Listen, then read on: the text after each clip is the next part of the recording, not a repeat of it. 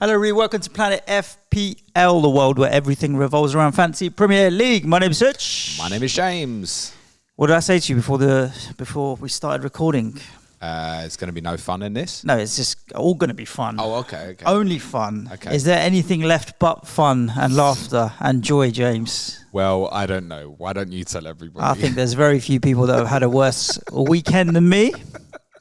To be fair, Nico, Drake might be about just about it. At least your team didn't lose. There's basically at least Drake, your team didn't lose 5-0 as well. and then there's me, and then there's everybody else in the world. A whole what? Comedy weekend, James. I guess basically three reasons why. Firstly, I don't own Erling Haaland in any format, so that's basically the biggest kick in the nuts that you can get. It was going to happen at some point in the season where he went off big and you either had him or you didn't, right? So that was Saturday. I logged out of every fantasy game from then on. That was it. I was done. I was like, 2 weeks left to go. I will make my transfers and whatever else. But that was it. That was an absolute nail in the coffin, right? You miss Erling Haaland's 4-goal haul, then you're done for. And the irony... it was actually, for those who owned, it was actually worth something as well. Yeah. In terms of rise. And also in a 5-goal victory for Man City, I captained possibly, I wouldn't say this season their second best asset, but well up there in Kevin De Bruyne. Nothing. And then Sunday, you have mentioned that my football team decided to capitulate, but there's obviously so much going on behind the scenes that we now know about. So a 5-0 defeat, I didn't even get to watch it. Actually, I'm grateful I didn't get to watch it. That's the good news. Yes, and then yesterday in the afternoon, the club decided to announce they're going to part company with David Moyes. But we knew this was going to happen. We knew it was going to happen. That wasn't so much the issue. As I turned around to my wife, we were watching TV, and I said, she's like, oh, did you not want him gone or what? I was like, it's not that, love. I know I'm going to have to talk about it tomorrow, aren't I? And as much as I'm ready for David Moyes to leave, I don't know if necessarily I was ready to come in today and be like, okay, Moyes. Nico, could you just get some tissues for Suj? Because it looks like he's going to need them. I'm not sad. It was more just, obviously it's going to be a topic of discussion. And also they're so adamant in the rumours with Lopetegui that he's going to be the one coming in. Looks like it. Yeah, I mean, if it's not, I'll be blown away, unless he's really using it as a bargaining chip for like Munich or whatever, because he's still in the talks for that. But let's suppose that he's turned down Munich for West Ham. Yeah. Cool. I think that's probably not quite the case. I don't think Munich have decided, have they? So, yeah, it was just a eventful weekend. I got 60 points, so let's have a look here. James. Oh, my whole bench. No, so I started the week benching all three Spurs. I had Vicario, Porro, and Son. Yeah, I benched all three of them. Yeah. Like 1 minute to deadline, I benched Son for Rasmus Højlund. I thought, look, do you know what? Sonny has been off it. Liverpool can be all right defensively. I'm going to bench Sonny. Let me go with Rasmus Højlund. You never know, he might go off big. Ended up needing both Sonny and Porro because Bruno Fernandes was a no-show. Harry Maguire was a no-show. Oh. And now, in preparation for my bench boost, I've got to fix Cher and Maguire and probably Bruno Fernandes. You rolled a transfer this week, though, right? I did. Yep. Nothing from Edison, nothing from Walker, nothing from Porro, Ben White did all right for me, 6 points. De Bruyne, captain, fail. Yeah, I mean, listen, we can laugh at the score this week. That's unlucky. Yeah, 5 goals and nothing from him. Sonny, Gordon and Palmer all chipped in with little bits. Isak as well. And Nicholas Jackson with the 16-pointer came in at least you got decent that. as well. Blimey. So, yeah, it's not like there was nothing there. It just was matched by one captaincy from in most weeks, Erling Haaland. 60 when your captain blanks would generally be a pretty good score. The problem is... Erling Haaland. I mean, top 10k average was 100. Wow. Yeah. Well, let's have a look and see what it does to my overall rank. Oh, you don't want to know. That is not as bad as I thought. I thought I'd be outside 1.5. The first two digits are unlucky for some. 13. 1.3. I thought it would be more than 1.5. Okay, I'm quite all right with that. That's going to struggle to finish top mill now, isn't it? Well, considering the whole point of bench boost is having, I'm going to have to take hits to fix my bench. Not necessarily. It depends on Bruno's fitness, doesn't it? And we don't know where we're at. Yeah. The rest of your team's all right, actually, isn't it? It's just Maguire and Cher is now well known. You've got to fix I just don't have the two best assets in the game in Haaland and Salah. So, I mean, but you made a conscious decision to take to them go against it. Yeah, it was bad enough as it was. So, it is what it is. I just got to figure out what I'm going to do with bench boost this week. So, Maguire and Cher. Dan Burn is an easy sideways move. Don't know if you want to go another United player. no, not after yesterday. I don't know where I'd go. Any day, mate. Cheap. I just not sure where I'd go if I'm looking at the bottom of the barrel, to be honest with you. How many Arsenal players you got? I only have the one. Yeah, we'd probably just do that, mate. Just go with a single game week player. Yeah. It's going to be the barrels of desperation when people start asking about Johnny Evans' expected minutes for the double. Yep. Yeah, maybe don't do that. Okay, so this is what's going to happen next week, James. Okay. You are going to draw with Man City. Man City are going to go... Right now, the goal difference is 6 from memory, I think. Is it 6? What, between City and Arsenal? Yeah. City won't make up the goal difference. Oh, yes, they will. City are going to go into the final day... So Arsenal playing Man United on Sunday? Listen to me. I'm telling you that this is exactly what's going to happen. Both teams are going to win at the weekend, and you're going to get a draw. Okay. And City are going to go into the final day of the season about 8 goals behind Arsenal on goal difference. Yeah. They're going to beat West Ham 14-0. Yeah. And make up the goal difference and win the title by 1 goal on goal difference. Okay. And if they need 15, they'll probably score 15 against West Ham at the moment.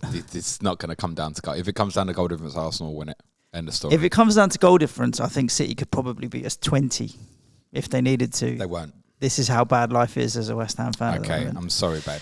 Let's see. So, by the way, there's also a problem with your flawed theory here of this goal difference affecting the title. Why? Like, I don't know which Tottenham you think is getting the point against. No, you're Man City you're gonna do Tuesday. it. Come on, you're gonna do it. You're gonna do it. I have faith. As FPL Rhino's good friend of the show tweeted on Sunday, and I saw it at halftime. He said, Would you even know the difference if Tottenham were trying to get a result against Man City or not? And I quote tweeted, I was like, no, you won't know. You won't know. Cool. Did you make it to the 100 Club? Yeah, I smashed through the walls, mate. Lovely jubbly. 115 for me. Someone's got to. Yeah, someone's got to. Game week rank of 50k. Suj has taken me up to the dizzy heights of that's it. 90. He's Kendrick this weekend. 99k. Have a top flake. 100K. Have a flake with that. He is Kendrick and I am Drake. That is absolutely fucking what's happening here right now. I mean, look, done. when I'm done out here. When I free-hitted in game week 34, I was 230k. And I said to you at that point, if I can finish this season with a 1 at the start, I'd be pretty happy with that. Yeah. So, yeah, I've had 3 super game weeks there. The wild cards worked for me in terms of my picks, the same template 8 as many others. Yes, I benched Sonny this week, but obviously came in for Bruno Fernandes. Bench jam. Lots of people had that this week. But I suppose the difference for me as well is the defensive players coming through. So double Arsenal defence of Raya, Gabriel, Josko Vardiol, 6-pointer, Mark Cucurella, 5-pointer. Every player returned. Foden 5, Gordon 6, Son 7, Palmer 8, Isak 7, Jackson 16, Haaland captain 42. I can't think, Suj, that there's ever been you and I have sat here and I've nearly doubled your score in a single game week. It's nearly double, mate. It's 55, probably not. 55 point difference. Yeah, but 42 of that is one player, Erling Haaland. And that's exactly it, right? I decided not to. It was a doubt coming into when we were wildcarding. Is he going to start? Is he not? And so is it worth the risk? Can we always come back to him later? And again, probably chips getting in the way of common sense kind of sort of thinking where you're worried about bench boost. Okay, I've got to spread my money a little bit here, spread money a little bit there. You was trying to do something different. Yeah, of course. It's not criticism, mate. No, I don't take it as that. But when you go against Erling Haaland, that's what can happen. Most of this season, you would have been, to be honest, fine to go against him most of this season. Yep. I wonder how many game weeks has he actually been the highest scoring player in the week. It won't be huge because he's missed half the season. There hasn't been a huge number of double-digit hauls this season. Yep. That one, if you didn't own at the weekend, was obviously hurt. And like I said, it actually transpired partly because, Cole Palmer's EO was over 100%. I don't know if that was a hangover of the double game week previously. He's obviously been really consistent. His home form's brilliant. But actually, Captain Haaland this week actually put a dent in things. Normally, you just go, oh, my captain scored. It doesn't matter. He actually put a dent in things this weekend. So it's worked out well for those, which is the majority, who went with him. I think for me, going into this week, I obviously I'm not bench boosting. So for me, I'm not suddenly looking like, oh, I'm going to push for 50k. It's impossible. That's me just clinging for the last couple of weeks now. But I'm pretty well set in terms of my 11 because I don't have the bench boost. So it's probably going to be roll through one transfer for me this week. I've obviously got the 2 frees, and I might be looking at doing something that's way off agenda, like share to Richards, just to put money in the bank for game week 38 because I'm pretty happy with the 11. I think if I was to piss about the 11, the only thing I could see me doing is like Onana to Petrovic and Cucurella to Burn. It doesn't feel worth the 2 transfers when I can put a bit of money in towards game week 38. Definitely get me another Arsenal player for 38 and maybe a Liverpool player as well. Or even a Tottenham player. That doesn't make sense to do that. Onana, Petrovic. No, so Burn. I think for me, it's share to something like that. Richards, Ted and Mengi, just a playing last defender, just in case rotation hits bad in game week 38. They both got home fixtures as well. So if it did come to it and they were needed, just open up the ideas of money possibility. I probably wouldn't need it, but I don't really see what else they're doing. At the moment, I'm bust with Bruno Fernandes on the bench. And that, even if he is past fit, we don't know the status at the moment, that's probably still the player I'm benching this week. And he's got a double. So there's no point me selling Fernandes to like an enabling midfielder because it's going to be Fernandes is going to go into like the Arsenal player probably. So it might as well just stay there. Whatever I drag him down to, I'm just dragging him back up. So it might as well be that he stays and I drag down the money defensively, I think. Fair play. Couple of bits before we get into the games.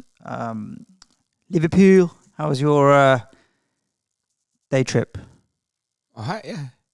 Coach, love it. Away days. Yeah. I like to hear about your away days. Away days will be available for advanced tier patrons today, yeah. What's the atmosphere like up at Anfield? I know you've been critical of it before. Not critical, but also maybe it's not what people make it out to be, is how you describe it. People would say, and I've not been there for a long time actually, but people say very much it's like pre-game is great and then you never walk alone, then that's kind of it. Actually the atmosphere was pretty good. I guess it helps that they the way the game's stuff. going, and I guess playing against my car crash, who's really open and something, does help. It was nowhere near as good as the atmosphere at St James's. I would say that. Right. Okay. Nowhere near as good, but it was good. Also, remember it was kind of a nothing game for Liverpool. Mm-hmm.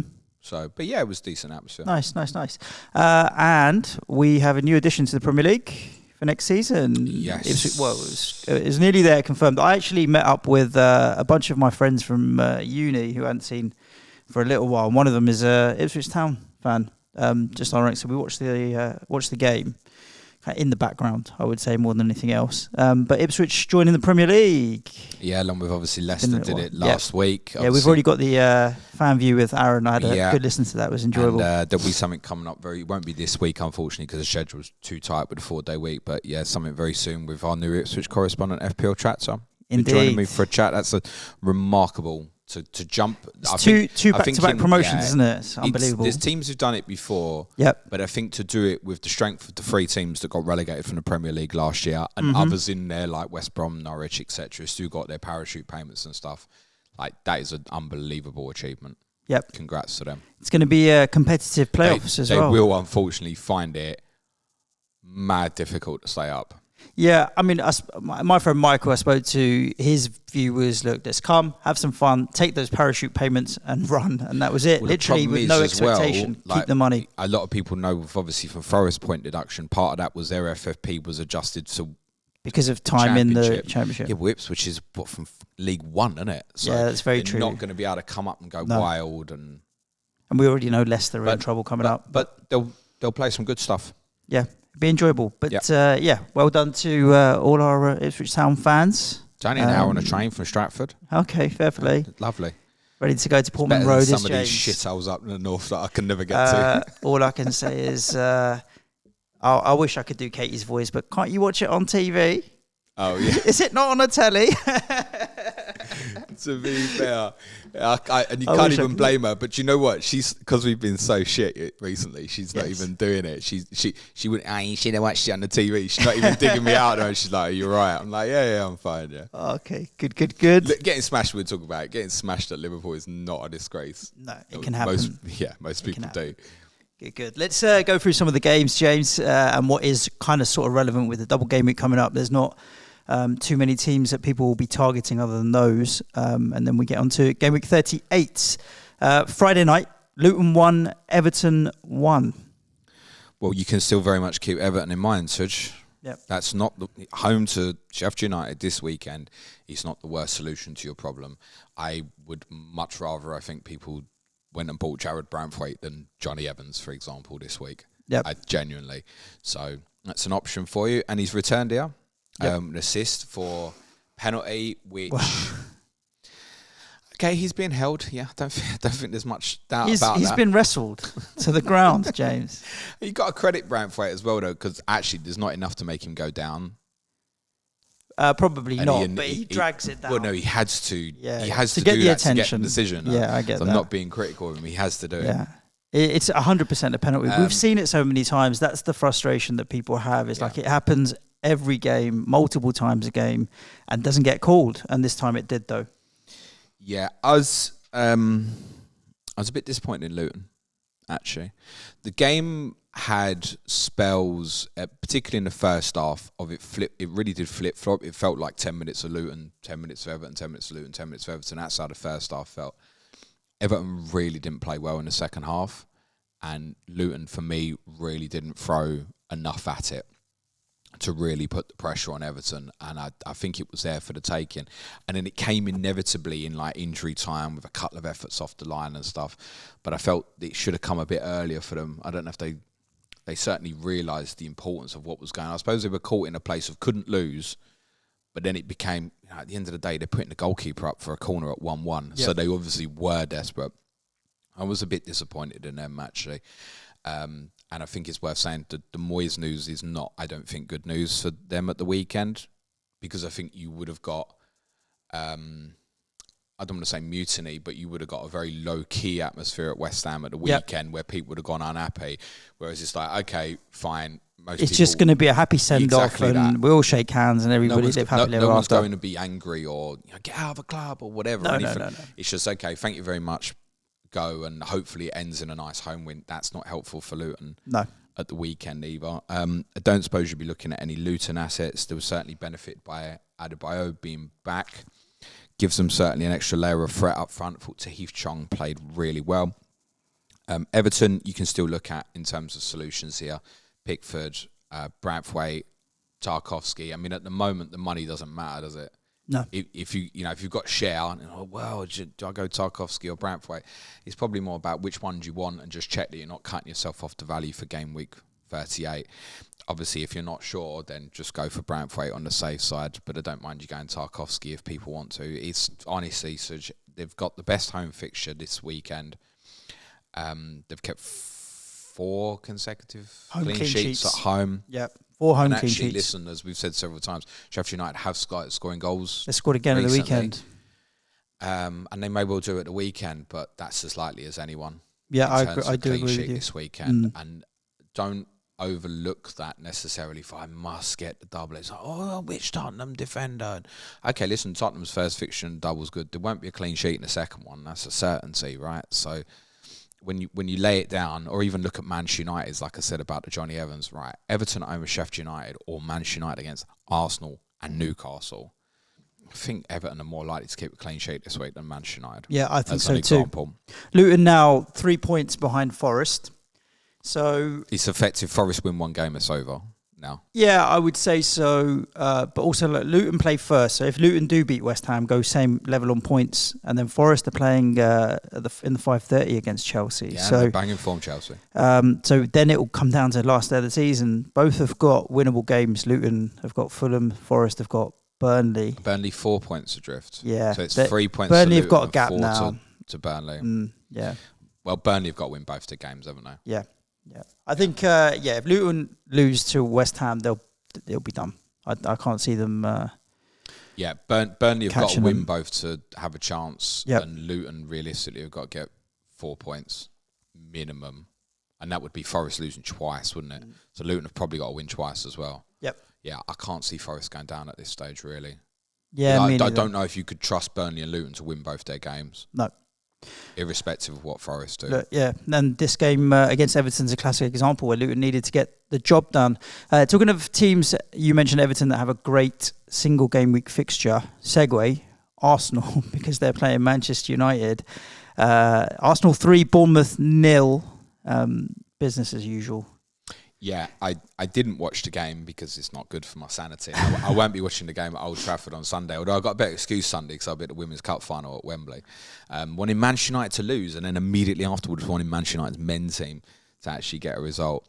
But I do note that some of the statistics in the first half were pretty wild. I think Arsenal had 11 shots in the box in the first 20 minutes, which is just pretty wild. A lot of them were blocked, in fairness.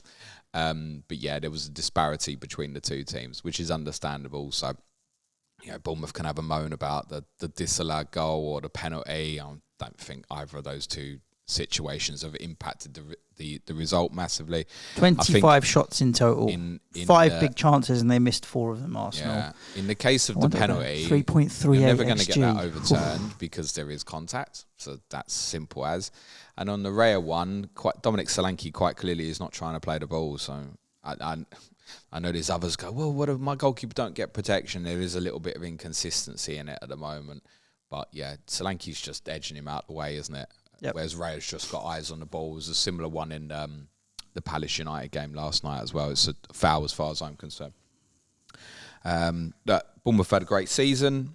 You're probably not looking at their assets now. It's a decent fixture. I think they've got Brentford at the weekend, but it's Chelsea final day away as well. So I think those who have still had Solanke will be looking at, say, Jackson's performance over the last 2 game weeks and knowing it's another double and going, maybe want to move that.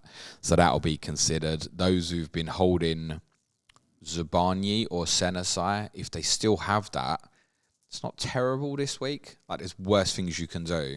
Maybe taking a -4 to remove one of them for another shit defensive player is possibly not the solution if you're there. No, I wouldn't take a hit to get rid of either of them. I mean, Brentford have just blanked. Yeah. And Arsenal offer great solutions defensively. If Manchester United fielded the team against Arsenal that they fielded against Crystal Palace at the weekend, it's not even a contest. The only debate about the score will be how many do Arsenal want it to be. Arsenal might go there. Arsenal might go there and be content with 2-0. That's fine. And they have done that this season, where they let the opposition have the ball, and it's not a problem for them. Yeah, they changed the way they're playing based on game state. We know that. But they might go there and go bollocks 4-5. Particularly if, say, City rattled in. I don't know, just hypothetically, if City did win 5 or 6-0 on Saturday, might shift.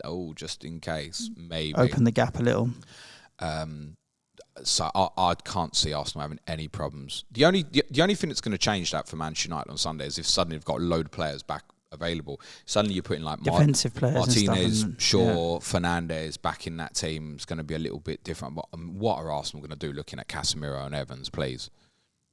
No, it's kind of funny, but it's not funny. It's not funny for me. It's not funny for me. It's not funny for Manchester United fans either. I think at this stage, it's such short. It's 2 games. You pick your poison between Gabriel, Saliba and White. I'd be a bit conscious about going Tomiyasu. Mm-hmm. Just purely because I'm pretty sure he'll play at Manchester United.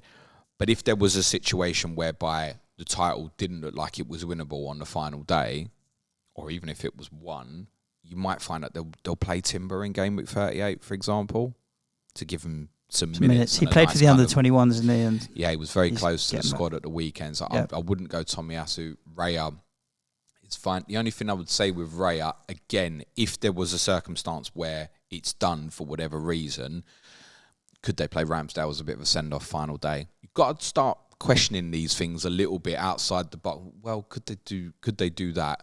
Well, if there was a situation where the title was genuinely decided and it looks fairly certain Aaron Ramsdale will leave Arsenal this year, could Aaron Ramsdale play final day?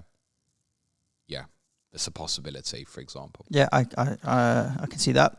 With White, Gabriel, Saliba, I can't envisage any problems. I think Arsenal offensive would be great differentials this week. Yeah, for sure. Saka's, Havertz, even Trossard. Trossard is playing all the games he at the is. moment, and he's consistent isn't he? Yeah, he really is. I think he's the one that goes under the radar. And again, Mr. Odegaard is consistent as hell as well. But again, whatever you presumably get, unless you're like free hitting in 38, if you were to go, well, that's my replacement for Fernandes, and I don't hate that, by the way, like if Fernandes is ruled out, you want it for 38 as well. Yeah. So is Trossard going to play in like 10 days?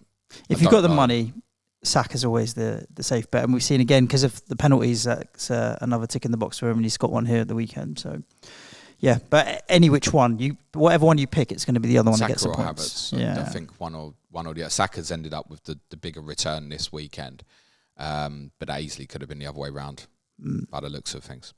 The Battle of West London, James. Brentford, Fulham. Sorry, Chelsea. Sorry, QPR. Yeah. Ended up, what's this? The Battle of the Beach. 0-0. Yeah. Both teams got nothing to play for. And you've got Bournemouth, Brentford, Fulham all here. What's left? Gary Lineker rather summed it up quite well on Match of the Day, didn't he? He said, we've put the Friday night game ahead of it. It's kind of, whoa, that's, yeah. Yeah. Yeah, look, reasonable draw for both teams. Doesn't look like it was particularly a thriller. Fulham had the higher XG. Are going to be of no interest because of the Manchester City game. Well, the higher XG probably comes from the big Raul Jimenez mischance, which he should score. I think Jimenez only played about 65 minutes or so this week. Those who might still have him, I guess if you're not bench boosting, you're obviously happy to bench that this week. If you are bench boosting, that's kind of the one I mentioned a few weeks ago. You're going to start, can I force it into like João Pedro or up more to Jackson, for example? So I can see moves like that. Like if Fernandes is ruled out, Fernandes down to Richarlison now as an example, and then Muniz up to Jackson, João Pedro. Yeah, I can see that sort of move. Brentford, what did they have this week? And Bournemouth away, isn't it, Suj? And then Newcastle at home, final day. I wouldn't be surprised if, like, Bumo does really well over those couple of games, for example. Reality, you're not looking... What's his 10 games without a goal now for Tony? Which obviously includes a period of an injury in the middle of that. But it's a long time now, isn't it? Yeah, he came back with a bang and then kind of just completely gone off the boil, really. Staggered. If I'd said to you, when those first couple of games had come back, I said, Tony will go 10 games without scoring. In fact, at any point... he came back with a real fizz, but yeah. I'm not looking at either of these two teams. No, I don't think you would be. Those who, again, there'll be a small cluster of people who have like your Regions or Fleckens. Again, if you've got them, rather than thumping like -4s to remove them if you're bench boosting this week, probably wouldn't bother. Defensive hits, not worth it. Let's talk about Burnley then. Where do you even go, man? Like, this is the problem. It's like City and Arsenal are the two that you could trust the most at the moment, I think. And yeah, look, if you've got Region and can go like a -4 to say Vardio, like I get it. But otherwise, -4s for Evans and -4 for Porros and who's going to play left back for Tottenham? And so forget this shit. Yeah, Region would be fine. Burnley 1, Newcastle 4. This away record thing for Newcastle, they tried to improve it slowly and surely. Started with the front two. Yeah, I mean, essentially and Wilson. 4-4-2, although many would maybe even deem it a 4-2-4, actually. Yeah. Would have emptied out the midfield a little bit and left Guimaraes and Longstaff in there. Played a flatter back four and let the front four go and do their thing. Cause riot, and they have done. I mean, the only thing I would add to this, as Newcastle are obviously going to be of interest this week, and I think a few people, when they saw the team, were probably thinking, I'm going to go Jackson to Wilson next week, to put the two of them up front together. Then Jackson's done his thing on Sunday and has all probably stepped off. Yeah, he's done his thing against a rubbish team, though. The caution would be as well, they've decided to do this against Burnley. Yep. And we've spoke last week about Burnley giving away the ball in high areas, so they've probably gone with a really high press with the front four and given up a little bit in the midfield area. I don't know if they want to do that against Brighton. Because the one thing you do know about Brighton, and those who watched the game Sunday will have seen it again, like they can manipulate you when they play well. It can become like a real challenge. So I could see Wilson and Isak playing together at Manchester United maybe, because Manchester United are so wank on the ball. But I'm not sure if they'll both start like that against Brighton. Or if they do, maybe the more notable note on it might be that Isak plays a deeper role. Rather than right with him, he's really kind of dropping off short to give them the extra man, perhaps particularly in build-up. What's Isak's ownership now? It's going to be high. Yeah, I mean, I 40%. I think those that decide to take on Haaland with the captaincy this week will probably go Isak. Yeah, he's my captain this week. He's definitely going to be my captain. So it's clear for you as a non-Haaland owner. Yeah, and I he's already punched me in the face, Haaland. I don't think I'm going to go back to try and cover it off now. I'm 2 game weeks away from the end of the season. Absolutely not worth it. The thing is, for those who are debating captaincy this week, what's happened there at the weekend is now will make people scared of City having a double. And do you want to take that on?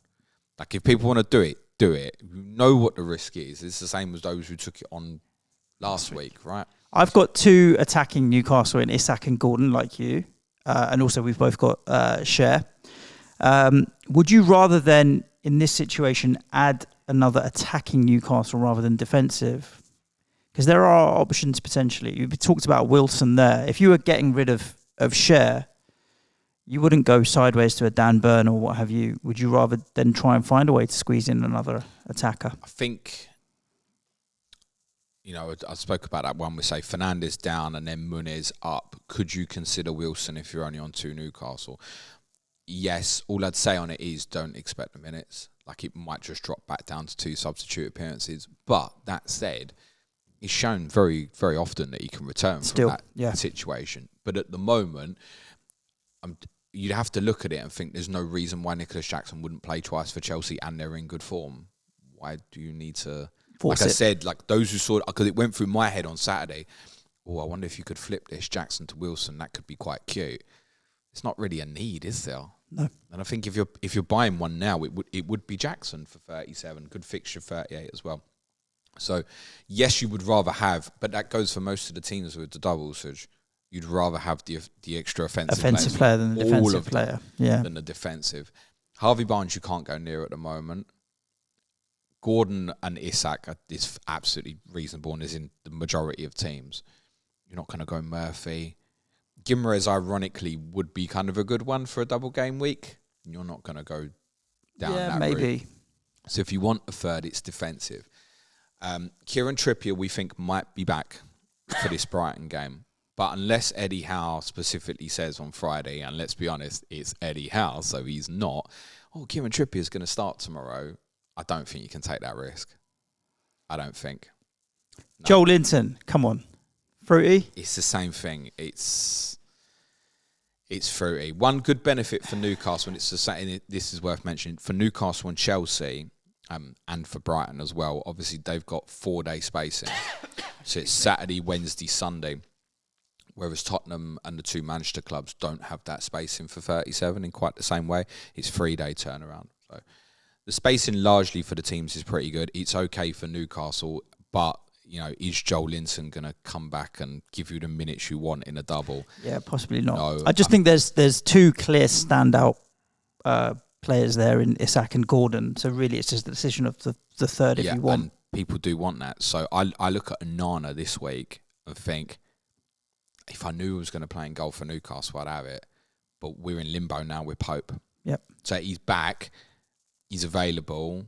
He's going to give him the games to try and prove his fitness for the Euros and maybe get him in the squad, which... He'd probably go anyway.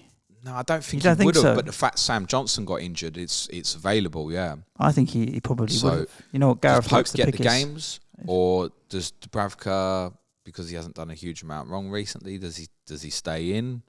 Like, I can't take that route again unless Eddie Howe says Pope's going to play tomorrow. That would maybe interest me if that happens. Can't go to Bravka. People want to know which defensive one, because the Trippier impact has an impact on 2 players specifically.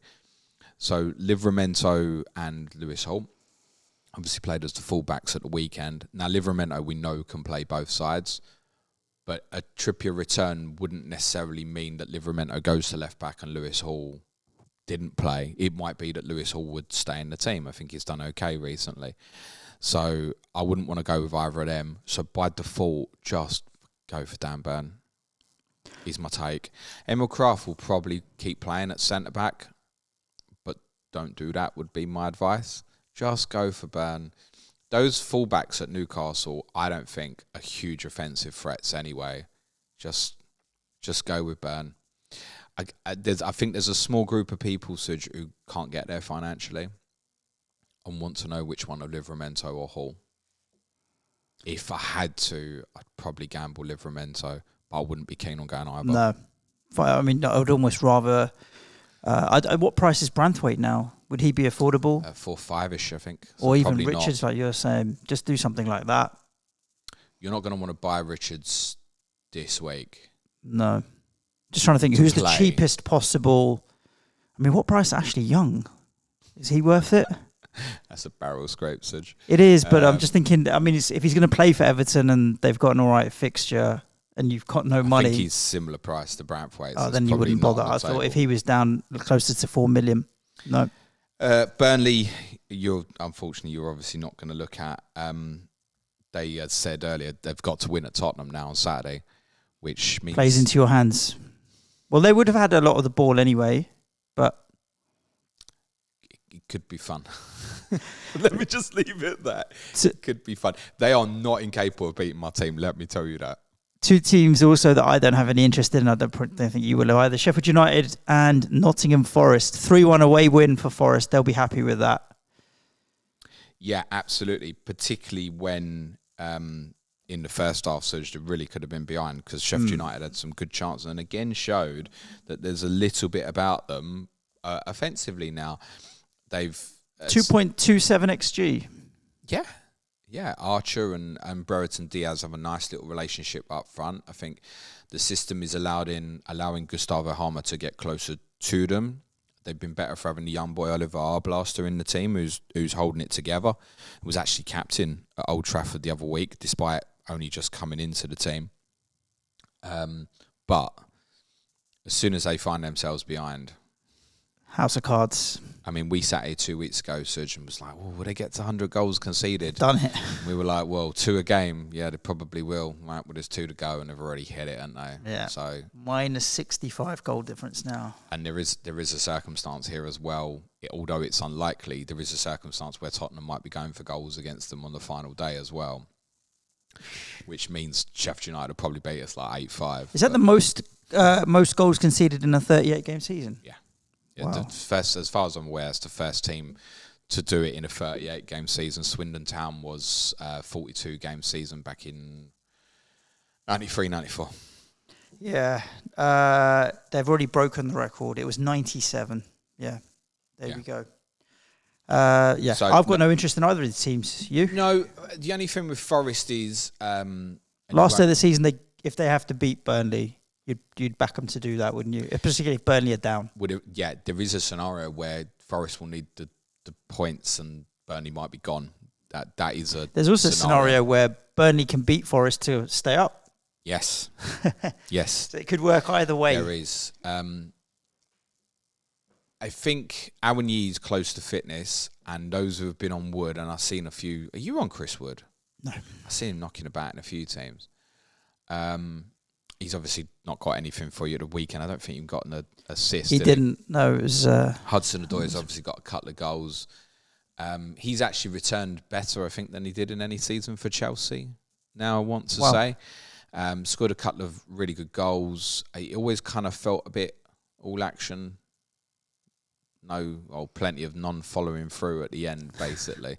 I wanted all fart, no poo. Yeah, I was waiting for you to correct yourself. I just couldn't think of it, Suj. I couldn't think of it.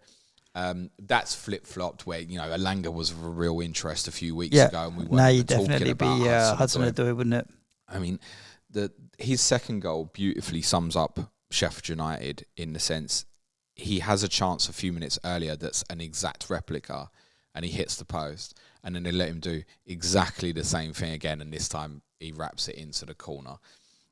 Although Sheffield United have shown plenty of heart and fight recently, they are still very poor defensively.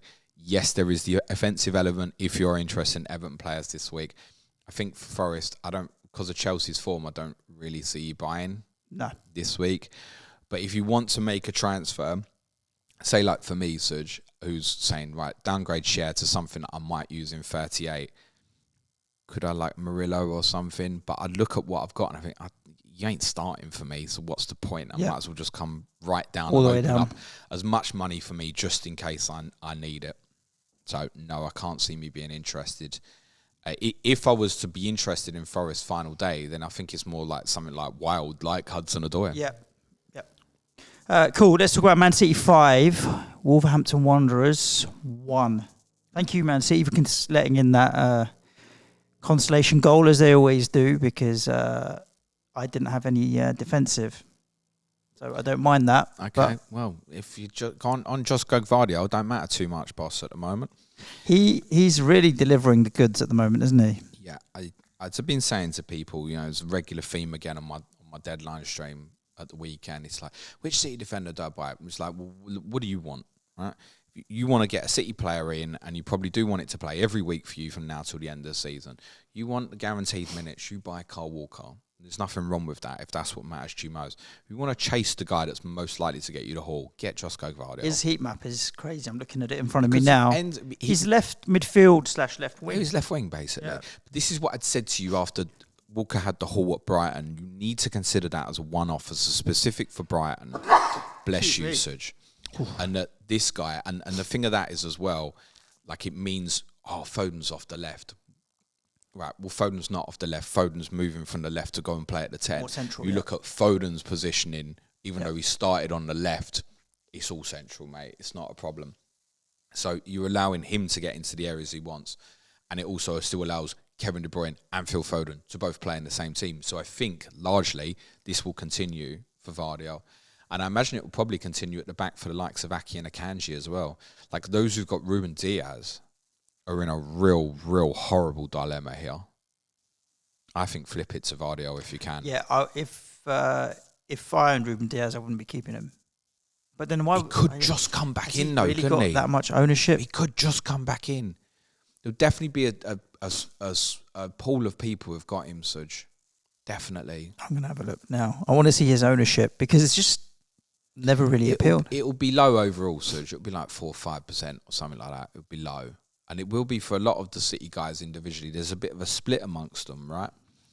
If there will be some 7.3, James. There will be some people listening who have got Ruben Diaz. And I think, if you have the luxury to flip it. I think 7.3% ownership, at least 6 of that is dead. Yeah. So the other one that I think, Kyle Walker owners just stick, obviously. If they didn't have, obviously they've really got to win the next few games. If they were a little bit clear in the title race, I'd love Rico Lewis punt for a double game week right at the end of the season.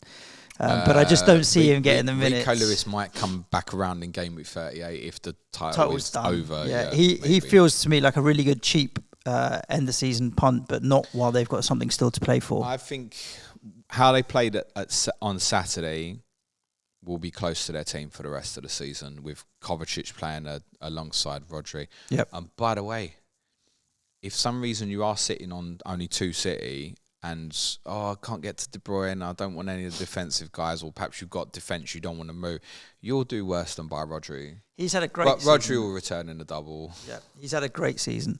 Cool, let's... anything from Wolves? Season's petering out now, isn't it? Didn't defend Erling Haaland as well as they did previously because Craig Dawson wasn't available. Max Kilman does not have the physicality or the experience to do that sort of thing, unfortunately. And to be fair to Haaland, actually, right from the start of the game, he looked like he was I don't know. In the mood. Yeah, you had that vibe really early on. Actually, when he dropped short, sometimes he looks so awkward. When he dropped short a couple of times, his link actually looked all right and stuff. And then he was spinning and moving quickly. I think part of it as well is that Doku wasn't playing. I keep saying this. I think he loses his mind when Doku plays. So he knows with the likes of Foden, De Bruyne, and Bernardo Silva, and obviously Rodri's assisted the goal. It was a poor leap, wasn't it? You've seen the photo where his knees are at the same height as, I think it was Semedo. No. He went to check his knees are the same size as Semedo's head. How tall's Nelson Semedo, Nico? 6 foot? He's probably 6 foot. No? Everyone looks tall to me, don't they? But even still, knee at head height, wow. Yeah, that was him being what he can be. Helped by 2 penalties. By the way, I must say, that first one, it's never a penalty. On Ray and Aït-Nouri, it's never a penalty. I think the Wolves' takeaway from this will be there are a few people who have Ray and Aït-Nouri going into this week and bench boosting with him at home to Palace. That's fine. He will almost definitely play wing back. He's obviously played right wing back against Man City. You might be lucky where he moves back to left wing back against Palace. That's fine as a single game week player to have as a bench boost this week. Don't think you'll be looking at Wolves otherwise. What's more of interest, I think, to take away from Wolves from the weekend is that they can be done here quite badly without Dawson and obviously go to Liverpool final day. Yep. And part of me going, right, I'm just going to go to a 3.9 defender is having in mind, I'll be able to work Mo back in for 38. Let's talk about the Sunday games, James. Brighton 1, Aston Villa 0. I was surprised by this as a result. Well, the most surprising statistic, I think, of the weekend is Aston Villa's XG in that football match. Which Suj doesn't know. You can tell by the way he's gone to click the buttons. Yeah, I'm going to go and have a look at what it is exactly. Okay. This was... Let's have a look. Brighton being very good. Go on, Suj, tell everyone. 0.05. That's madness, isn't it? Off 2 shots. Yeah. 47% possession.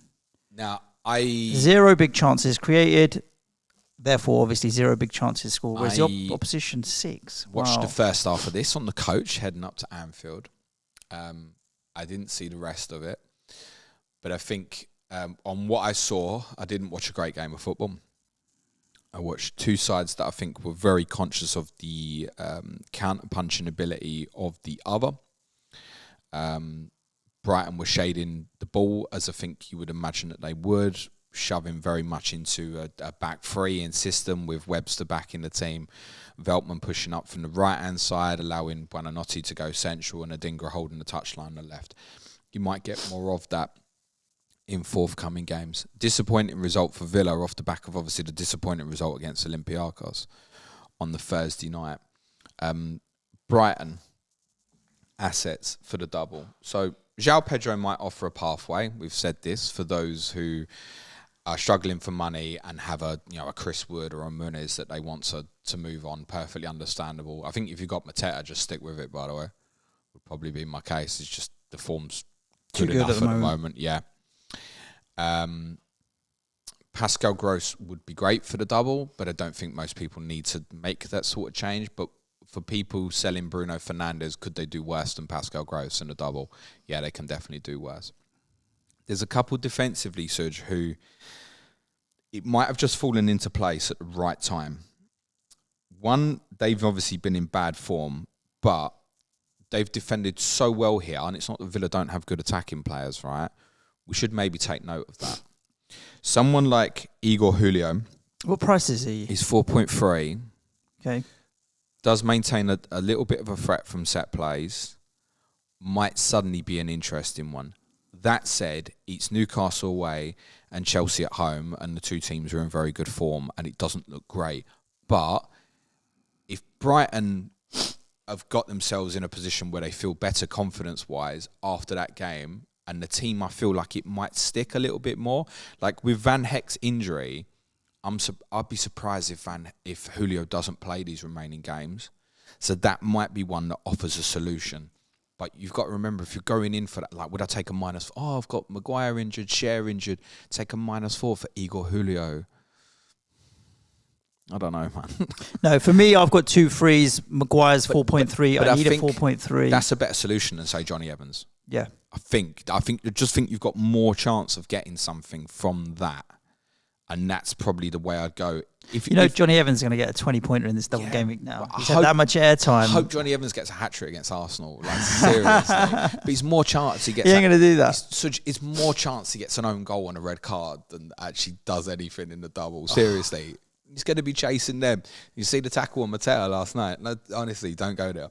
Julio might be one with no ownership. You can just punt it into. I would prefer that to Adam Webster's 4.2. Okay. I'd go Julio over Webster. Veltman could also play games. And if he plays the position that he played on Sunday at 4.3, could be interesting. But I also think they could go, right, we'll shove it from the other side and they'll play Webster at right back. And they've done that before as well. Zahir Ads, I said, they moved it along with Veltman pushing further up the pitch. Yeah, I would prefer Brighton defensive this week than a few of the teams that have got a double. That's all I'd say about it. But your expectations on it are low.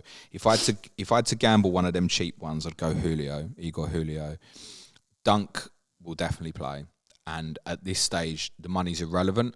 If you want one of them and you can get up to them, go Dunk.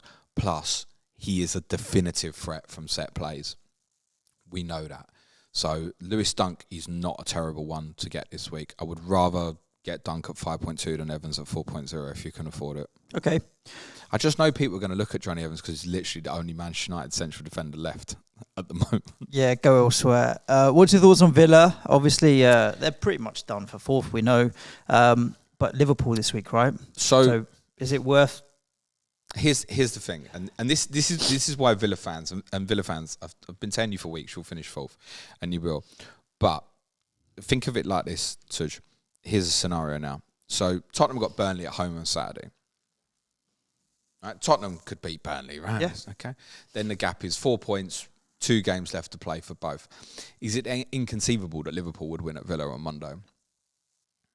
Liverpool have got a good chance of winning at Villa. Of course, right? Yeah. So let's just say hypothetically Liverpool won at Villa, right? Then it's 4 points. Let's say Tottenham then do the unthinkable and beat Manchester City. It's going to get a draw. All right, but let's say Tottenham did the unthinkable and beat Manchester City. Go on then. Then it's 1 point going into the final day. Yep. Right. Then Villa know they probably have to win at that Palace on the final day. And that's why they're still squeaky a bit. Yeah. And I get that. But it would have to fall into place that Villa didn't win at all and Tottenham won all 3 games. Yeah, the biggest obstacle is going to be your game with City. I don't see you winning that in any way. So, well, the other thing, the goal difference at the moment is sizable. I think Villa are 11 better, I want to say, Suj. I'm going to tell you. They've scored 73, conceded 53, so they're at plus 20. Yeah, and I you're think at plus 9. I 9. think, yeah, so it's 11 difference. But you're plus 11. Oh, we're plus 11, so it's 9 difference. 9 difference. Okay. Yep.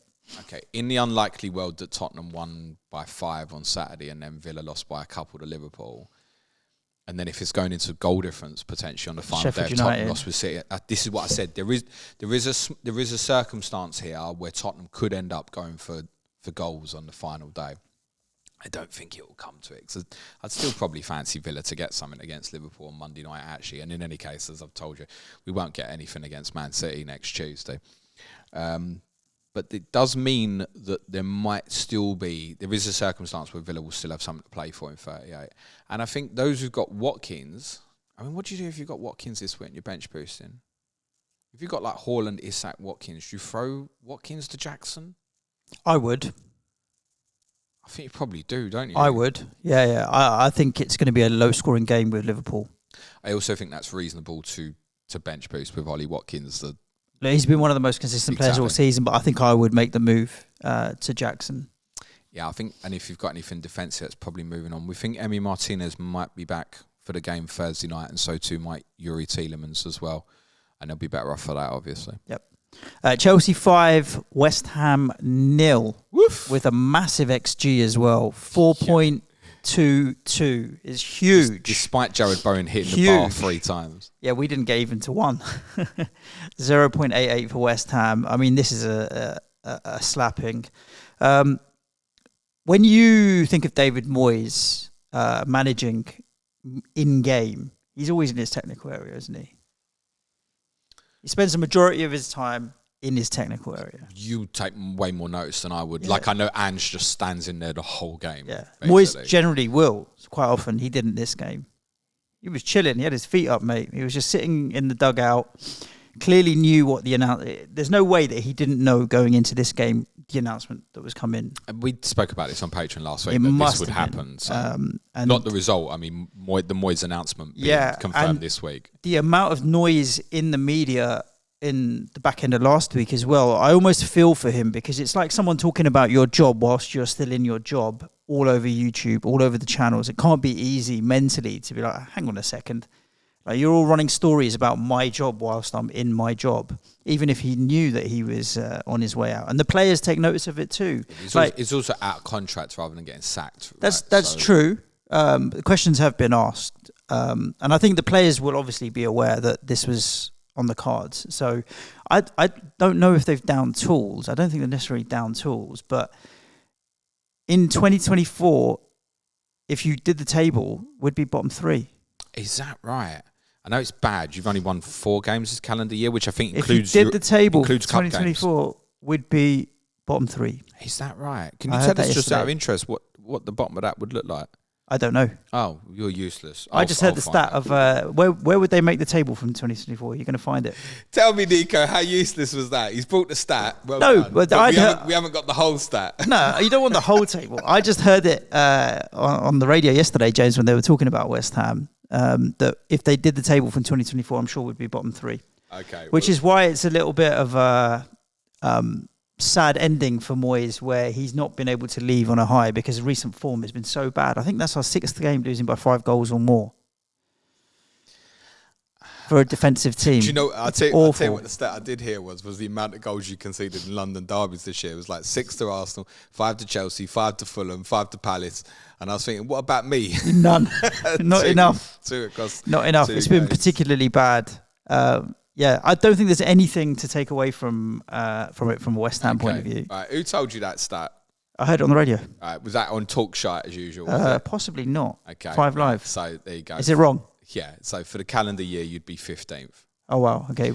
But it must be pretty tight. Sheffield United, 7 points. Forest, 9 points. Actually, that's not quite true, because that includes their points deductions. So Forest technically is 13 points. Luton, 11. Everton 19, Burnley 13 points, West Ham 16. 16, 17 very points. Low. Big distance from the top 3 to Newcastle in 4th and Chelsea 5th, for those wondering. Okay. My team 10th, for those who give a shit. Mid-table. Yeah, we'd be right in a scrap, to be honest with you. So, yeah. Chelsea, on the other hand, finally doing bits. You tipped up Madueke as an interesting punt for anyone that wanted to go there, and he's obviously returned well here. Nicholas Jackson's returned well. Cole Palmer is Cole Palmer. I think they found at least the front. You'd say 6.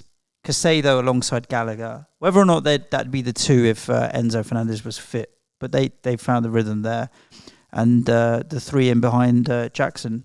I think for those chasing, what can I do different? That guy should be right near the top. Madueke, yeah. I obviously saw him live last Thursday at Stamford Bridge, and it looks like a player who's really confident. You see his interview after the game as well. He speaks really well as well. You can tell he's a confident lad, but doesn't come across arrogant. Comes across really nicely, actually. Just down to earth and confident. You can see he has got a little bit of belief in his own ability now that he's got a run. I don't think there was ever a doubt of his ability, but his ability to play for this team, and that he will continue to get picked at the moment. Like, Chelsea fans, I think, would probably be pretty flabbergasted if suddenly he just got taken out of the team. Be like, what's the explanation for this? So minutes-wise, you should be okay. I wouldn't be concerned, Sterling's getting himself fit, or Nkunku's fit. Like, Nkunku's just a build to next season now, really. The problem is, from a fantasy perspective, for Madueke, is the chances are so many of you are sitting there with Petrovic, Palmer and Jackson, and there's nothing wrong with that 3, and you're not going to change it. Which means, for those, what can I do to chase it? Genuinely, if you're in a position you really want to chase, sell Palmer and buy Madueke. Just chase it. Like, what's the worst that'll happen? You'll lose anyway. But if you need to do something different, I'm not suggesting anyone sells Cole Palmer for Madueke. Yeah. I'm just saying for people in a specific, how do I make up these points? And because I think as well, he's captainable this week, Madueke. I really do. I wouldn't go that far over Cole Palmer just because Palmer, again, has returned in this game as well, and he's just so consistent. I do like it as a punt to chase, but... one of the 5-6 best assets for this game week, incredibly low EO, and if you stick the armband on it as well, you either shoot for the stars or you get burnt. Like the difference between you and I this way. Of course, it can happen, but it's just such a regular one. What can I do different? Right, well, hit in for people, not necessarily hitting, but buy people like Madueke or Richarlison who are going to have next to no ownership this week. I think he's a really, really interesting one, Madueke, but most people won't be able to go anywhere near it. Petrovic, I think, will stay in goal. He's safe, yeah. That was going to be my question. I think people have been asking about Sanchez. Yeah. He's safe now. Well, the thing is as well, is the clean sheets have started coming as well, so that would almost feel weird to change that at this stage. So I think Petrovic is probably okay for the double. I think Cucurella is now got a really important role with this movement inside that we've seen since the second half of the Villa game, which has been quite transformative, right? They were great in the second half at Villa and they battered Tottenham and West Ham, basically. So I think Cucurella's got a really important role in that team at the moment. That means he probably plays. Thiago Silva, we thought was probably out for the season, but played. That was quite surprising. Disasai owners are in an awkward spot that we don't know really where we stand, and so too the Malagusto owners, because Gusto, it was like out for Tottenham. He's back off the bench against West Ham. Like, what happens now? And there's also the elements of Gusto that would concern me is this element of Cucurella moving now into the midfield area.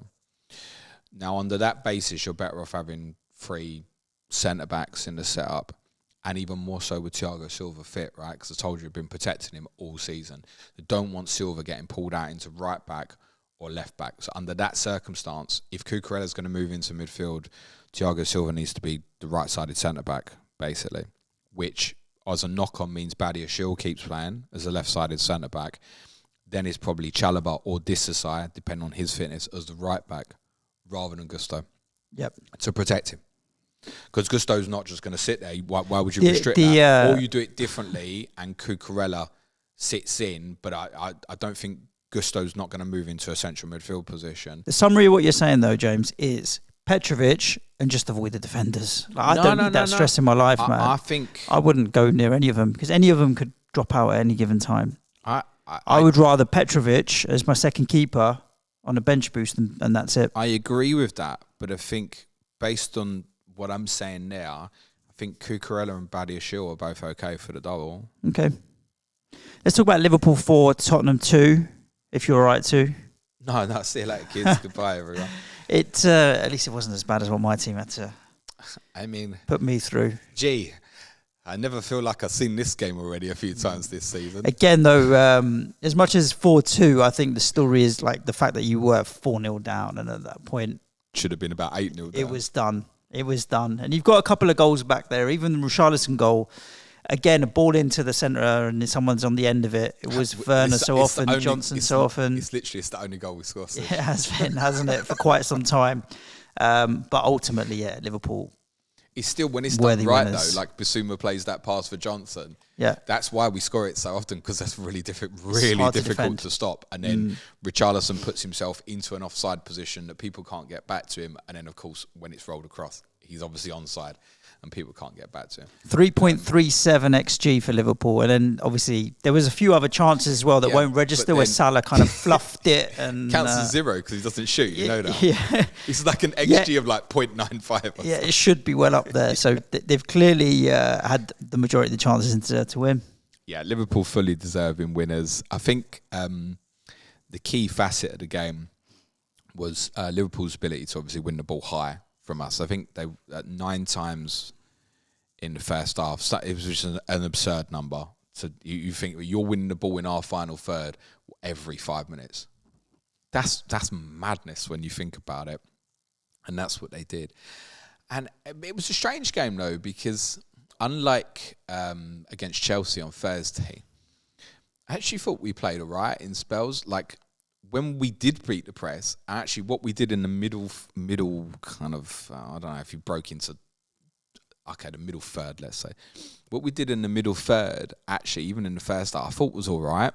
Well, you had the midfield that you've been calling for, but when we often. You've always said Bissouma, Bentancur, Sarr would be a midfield you'd want to play. No, what I said was that's the midfield I would have played against Arsenal. Right, okay, fair play. Specifically. But then Arsenal, Liverpool, they're both still pretty intense teams to play against. When I saw your legs in the midfield. I saw that he'd picked that team at Liverpool, I completely understood it, right? But it didn't work.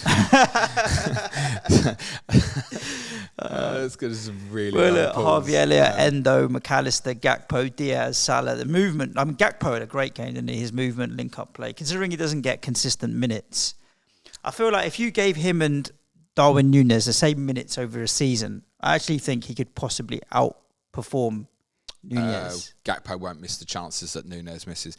Have you seen that Núñez? He's more aligned to Firmino. Núñez has taken all his Liverpool pictures off his Instagram profile. No. Yeah, apparently. Has he? Yeah, someone said on Twitter really horribly, and you shouldn't laugh, but you can't help it. He was just trying to set an alarm. Oh, mate. So I don't know if there's a potential partner the ways there, maybe. Why would you do that? It's sad. I really like Darwin Núñez. Yeah, I think Gakpo is more closely aligned to Firmino, though, and is what they want potentially. That is definitely true. Mo has somehow ended up on only 13 points from this game because he should have been on. He should have got returns similar to Haaland's, quite frankly. It takes something to get a goal and 2 assists and no bonus. Yeah.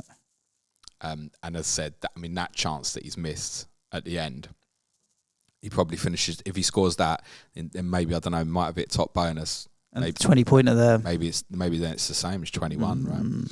So yeah, I was strongly saying to people, don't sell your Liverpool assets this week because I know what I watch. That said, for the defensive guys, it's not worked out, right? Trent 0-pointer. How? Van Dijk 1-pointer. We actually defended set pieces. Okay, Suj. It was the open play that was the bigger problem. And yeah, when they won the ball higher or when they broke through lines, they just made chances against us at will. And yeah, at 4-0, it looked like it was going to go 7s or 8s, which I'm then pleased with what I saw in the last half hour, because the one thing I couldn't label my team was, and you know, if you look at United I think if you look at my team and then you look at United last night, I think you can see a clear difference. There are failings in Tottenham's play, but I don't think you can look at Tottenham and say not trying. Like, I don't look at them and think you're not putting the effort in, so I've been massively critical of Son recently, right? And I thought he was pretty wank again in the first hour, but most of them were. But that, bless you again, sir. Hay fever season. Yeah, the sun's come out. As opposed to yesterday, it was just pissed down all day. Crawley postponed, playoffs postponed. Son in the last half hour was the best he's played for Tottenham in months. Wow. It was good. Not just running the channels. Was that anything to do with Richie being on the pitch? I think massively. So, but what was really different, and remember as well, I'm behind the goal, kind of just inside the penalty area. So in that last half hour of the game, I've got Son running at me. Okay. Right? And he's doing nothing to piss me off. I can see at ground level, basically, the work he's putting in. And the big thing that I was really impressed with him was that he went at his man. So you could tell that he's when you see players, so he's hitting the byline, he's getting across, and you can see he's knackered and he's working hard to get back into position. But he kept trying to go at them. And I've said to you so many times, he plays on the left, he can't take a man on anymore. And sometimes it worked and sometimes it didn't. But he was trying. If there's ever a left back you want to run at, though, Trent's possibly. Right back, yeah. Oh, well, right back, sorry, but you know what I mean, in that left wing position. And you would, but it would be Trent is the one that you'd want to target. When Johnson had opportunities like that in the first half, he didn't take them. And Son was really willing to get involved. Richarlison coming on clearly changed the game. People are going to want that as a punt, James. Yeah, and I get that. If you had the choice, Madueke or Richarlison, for example. Those who've got 2 Tottenham. I'm on 2 Tottenham. If Fernandes is ruled out, I think you're going to buy Richarlison. I've also only got 2 Chelsea. Over Madueke? Richarlison almost definitely starts up front against Burnley. Okay. So that's probably enough, isn't it? Yeah. Yeah. Um, And would you be bold enough for people chasing to say, stick the armband on Richie, or do you think that's too far? No, I think even if you look at Ange's comments, so Ange said that he didn't start on Sunday because there was no way he was going to start Thursday and Sunday. So there's still clearly... recovery. I was going to say a fitness problem would be unfair. Yeah, you're quite right. He's still recovering and building his fitness back up. Yep.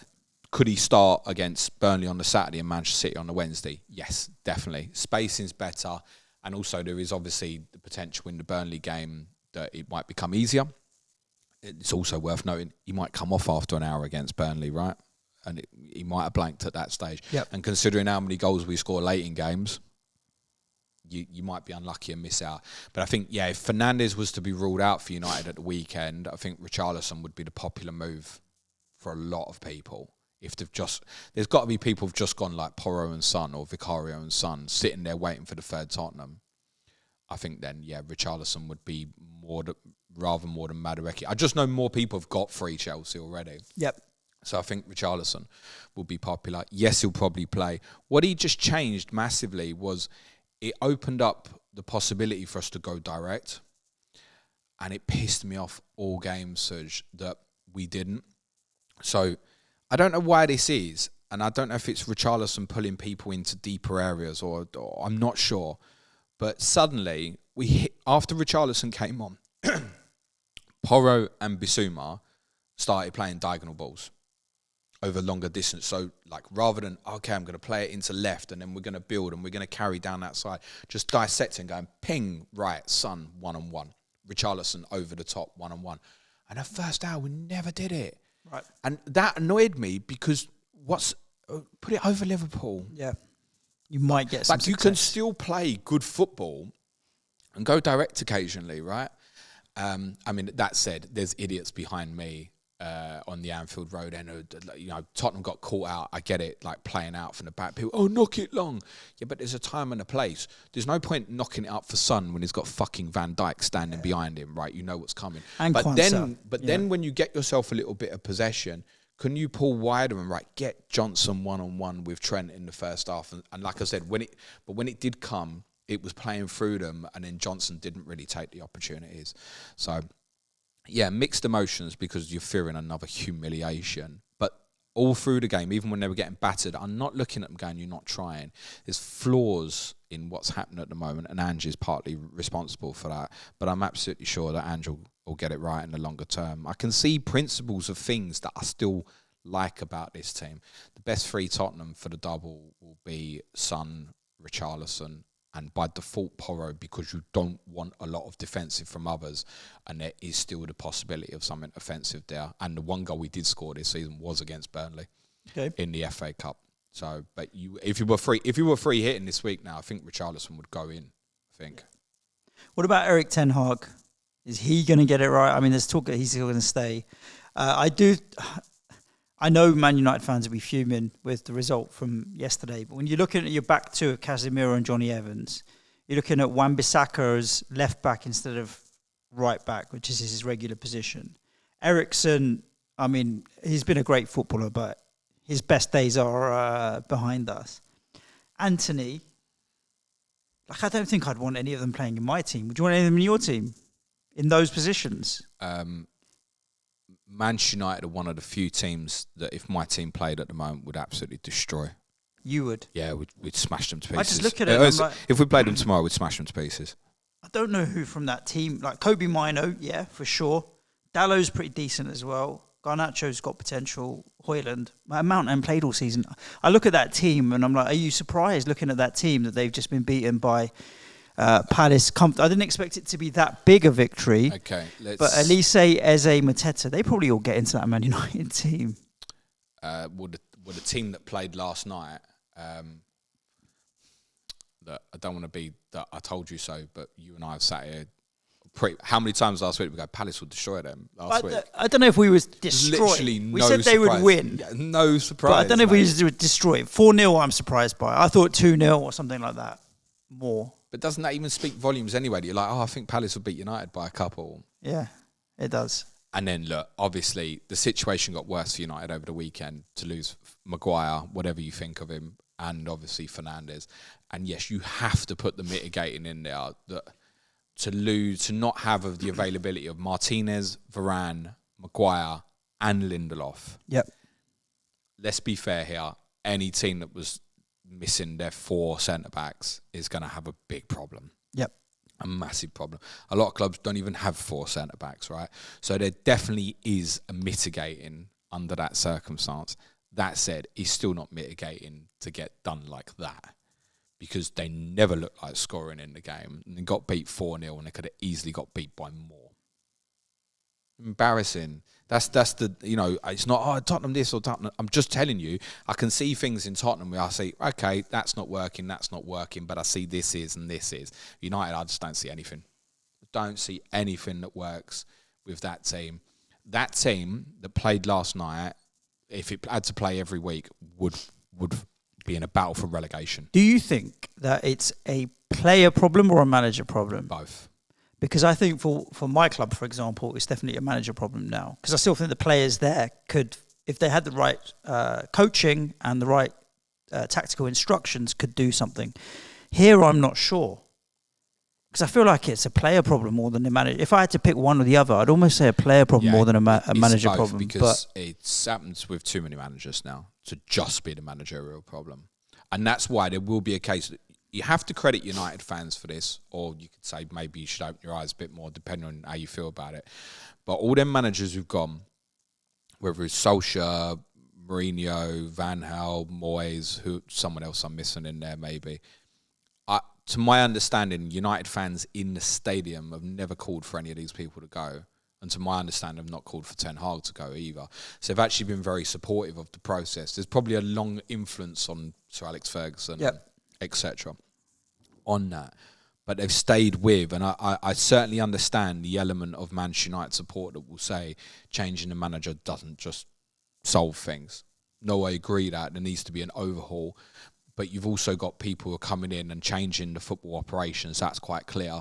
And it's pretty clear to me that they'll want their own manager as well. These noises about Ten Hag, there's every chance he'll stay on next season. For me, it's just let's get through the FA Cup final and look like we're in full support. And then afterwards, there'll be a change. I'm pretty confident of that. Stuff this week like Ten Hag getting linked with the Bayern Munich job. Whether that's Ten Hag's agents or whether that's even Manchester United putting that news out there themselves, someone's doing it for the benefit of Manchester United moving forward in a different direction. And he, as a coach, moving forward in a different direction. He does have links to Bayern Munich, by the way. I think he was under 21 manager there or B team manager there before. So it's not as strange as it might sound. There's a line here. As I said, that 11 they put on the pitch last night genuinely would fight relegation. Genuinely. But also being completely unacceptable. Decimated with injuries, but lack of effort. I have a Nana going into this week. Don't like it, but probably won't move it. Because the thing is with him, the one thing I do like about him is he'll make saves. Yep. He has to. And he doesn't make saves. No, he has to. He made 6 last night, despite losing 4-0. And Palace hit the woodwork as well. Jesus. The defenders, I wouldn't go near, but if you had to, go for Dallo, because there is a small potential for offensive stuff there. Up front, if you're sitting there with Haaland, I think even that one you're looking at thinking, can I move that to Jackson? I've got 3. You've got the luxury. James, you're making me feel sad. I've got Maguire injured. Let me ask you, they've got Fernandes possibly injured. 2 home games this week against Arsenal and Newcastle. Right, how many points do you think they'll get? 1. Right, well, I think it'll be none. I also think it'll be none, but I wanted to not be so harsh and maybe say they could get a draw out of Newcastle. But based on what Newcastle are doing, I actually think none. Gordon, Wilson, Isak with the likes of Bruno Guimaraes behind that. If that's the United team next Wednesday, they'll get mullered. Okay, yeah, you're right. Now, it might be, we think Martinez, Shaw are close. Now, I think Lisandro Martinez has been the biggest miss of all for Manchester United this year. The reason he's the biggest miss of all is because he's the only one in the back line who's good in terms of his distribution. Certainly his central areas. Luke Shaw's not bad either. But that's why they play through Onana so much, because Onana's their best passer of their defensive players when Martinez doesn't play. So he's the one that they've been really, really unlucky to be without this year more than anybody else. But I imagine if Fernandes is out, we don't really know where we're at here with him. But the one thing whatever your criticisms of Fernandes is, you can't label anything about him in terms of his effort. I've said before, I think he goes into business for himself. Misguided sometimes, but he's always trying. He's working enough. And he's a leader for that team. And God, did they miss him last night? Because that team without him, and fair game to him, he always plays, doesn't he? That's what makes you worried. Always they're a big problem. That team without him last night just had no character or personality at all. Even if you don't like his personality, he brings something to that table for them. It just looks. You'd be so scared if that was the team they had to play every week, mate. With Palace, obviously now 2 games to go. Wolves away is a decent fixture coming up. If I told you they're gonna play Liverpool, West Ham, Newcastle, United, and win 4 of the last 5. How many clean sheets out of that? 3 as well. Liverpool clean sheet, Newcastle clean sheet, Manchester United clean sheet. Which is why a Newcastle team that we're saying are going to muller this Man United team. A Palace defensive solution isn't terrible this week either. Because the manager has gotten properly organised. That's the Munoz, you'd say, is obviously the standout. I think from an attacking point of view. Mitchell, and Richards is the cheap option. Tyreek Mitchell's getting himself in and around it now. Mark Gay, I think, obviously came on a sub last night. I think will probably come back in the team. I think it will be for Klein. That's the only thing that makes me a little nervous about Richards. But he came on for Klein last night. So I think that's what it will probably be. Manchild's turned up with a camera and started taking pictures. It's not putting me off in any way at all. You all right, Manchild? Love you. Yeah, love you too, mate. So defensive ones, Anderson, if you want to go safe, Munoz, Anderson, Mitchell, you'll be fine. Dean Henderson will obviously play in goal if you have a goalkeeper problem.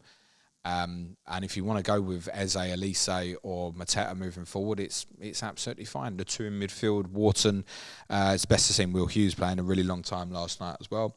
Really good. We've spoken about Wharton quite a bit. I'm not going to do that again. But I think if you are going into this week with Palace players, then chances are you got bigger problems than that.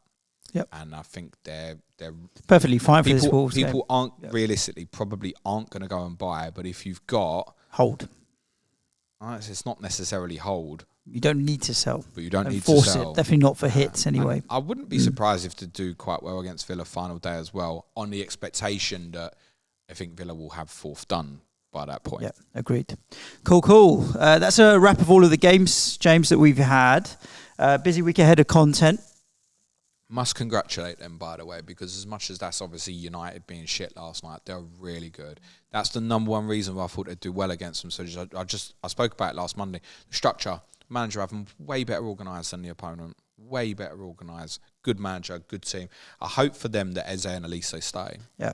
If Eze and Elise stay and they keep them fit, they finish top half for that next year. Yeah, we'll be definitely having talks about whether or not they're going to be good assets, depending on what price they're coming for next season. 100%. I don't see them coming in crazily more than this year either. I think they'll still be affordable. Mateta all of their will assets. obviously get a jump. Yeah, but 6.5. I still don't think he'll hit 7s and 8s. Enough to be off-putting, probably. Hopefully not. They're down to fixtures, isn't it, as well? Yeah, of course.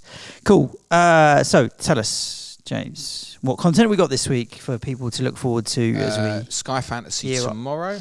2 clash of correspondence this week. So Thursday, Manchester United versus Newcastle United with Gary Robinson and Simon Bibby. So we'll get the fan view on the 2 Uniteds heading into the double. I can pretty much tell you what Gary's going to say already, I think, in terms of which Manchester United assets. You'll probably get more positivity from Sai, I should imagine. And also West Ham versus Luton on Friday with Chris Stone and Dan Ashby. We'll obviously give David Moyes his big send-off. We'll get Dan's opinion on what's happening at the bottom of the league. And we'll maybe talk about buying the one single game week player will probably go off maddest this week that absolutely no one will buy, and that's probably Jared Bowen, Suj. If you want to support the show, it's www.patreon.com/Planet FPL. Our podcast this week include a Q&A today. Tomorrow, more on Tottenham and West Ham. Thursday, I'm doing an Ask James stream, and we'll do our Game Week 37 preview podcast on Friday. Lovely jubbly. As James said, as we get close to the end of the season, why not think about coming in, having a look at what we offer on Patreon with the additional content. The Slack channels stay open through the whole summer as well. So while you're tinkering and looking for something to do, is a great place to come and interact with other managers as well. Include Leicester and Ipswich channels. Indeed. We've got some questions, James, on X. Quite a few that we've talked about. A few interesting. This is normally the way, boss. Yeah, I mean, it's like names that are getting mentioned and names that we've talked about because a lot of people that are bench boosting are all have all the same injury problems, and so it's the same players that they're looking to move on.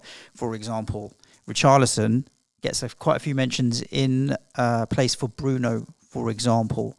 Yeah. And I think that's a good shout. We've endorsed that as something that people could do. All I would say is just remember back to what we said about Bruno, and I think why many of us went with him on the wild card was he's in great form and ideal for double game week. Like if he's fit, you'll get 180. I mean, last night, even when it was going round in the early afternoon, he's not travelled. I was like, I believe it when I see it, because he always, credit to him, he always plays. And we haven't got an update as yet of what the issue is, but it's Manchester United, so that update will come. There's no doubt about it. If he's out, Fernandes to Richarlison will be super popular. But if Fernandes is fit, I don't think I'd make that move. I'd just leave it with Bruno. As shit as they are that way, he can still do stuff going the other way. Agreed. Let's not pretend that Newcastle are going to have a great defensive lineup at Manchester United next week. They won't. Trot and FPL Crisis both asking about triple captains, and also we're discounting Haaland from this conversation because he's quite clearly a standout. But both asking about alternatives if chasing. Cole Palmer on historic because of the amount of points he's hauled. But that's almost a safe option as well. I feel like people want to be rogue, James. I feel... Isak? Yeah. Isak would be great. Yeah. If I had it, I'd go Isak. At the moment, I have the team bus with Isak, Vice, and I've got the template front eight that many who wildcard in 35 have. So, yeah, I've got Haaland captain, Isak, Vice. I'm in a position where I'm clinging, right, so I don't want to go against... Also, you could always use the Andy Mears Let's Talk FPL way of dealing with captaincy, and it's just put it on the guy you think will get the most points. You could always do that. I think if you're chasing, though, depends, right? I mean, what level of chasing? If Isak is obviously going to be really well owned, and his EO, I think, will probably be over 100 this week, despite... I mean, Haaland is going to push, but Haaland's going to push towards 200 or so because there will be a group of people still going triple captain on him, I suppose, this week. I think in terms of the absolute rogue out there, I really like Madueke. If you want to do it and go proper Hail Mary with some serious Tabasco sauce, that's the one. When we go on FPL Juice tonight and they ask about Madueke, yeah, it's going to be spicy ting, hella hot, all that. So that's a good plug, James. I was going to say, it? do you know what? One thing we haven't done, and we probably should have done at the start of the show, was a plug that we are going on FPL Juice today. 6 o'clock. Today being the Tuesday the 7th. So if you're listening to this after 6 p.m. UK time, they still obviously have the video on their YouTube channel to watch on recap. So yeah, it should be good fun. We always have a laugh when we go down there for a couple of hours. Yeah, and I'm going to be going in a grumpy mood because of the rubbish weekend that West Ham have had and boss. David Moyes. So yeah, it makes it more fun, James. It makes it more fun. Turn up grumpy? Yeah. I'm going to turn up in a good mood. We'll have some fun, whatever we do. So make sure you head over to youtube.com/ I think this FPL Juice is their channel. You'll be able to find it and tune into that. Right, James, that's a wrap. No, done? Okay, cool. Yeah, that's the questions for today's episode. Unanswered questions for the advanced tiers on Patreon. No, not today. No, I'll probably do them all with 5 minutes added on this week. 5 minutes added on. There we go. Yeah, that's a wrap. Stay safe. Look after yourselves. Ciao for now. Thanks, everyone. Be nice to each other. Play it your way. Cue music, please, man child.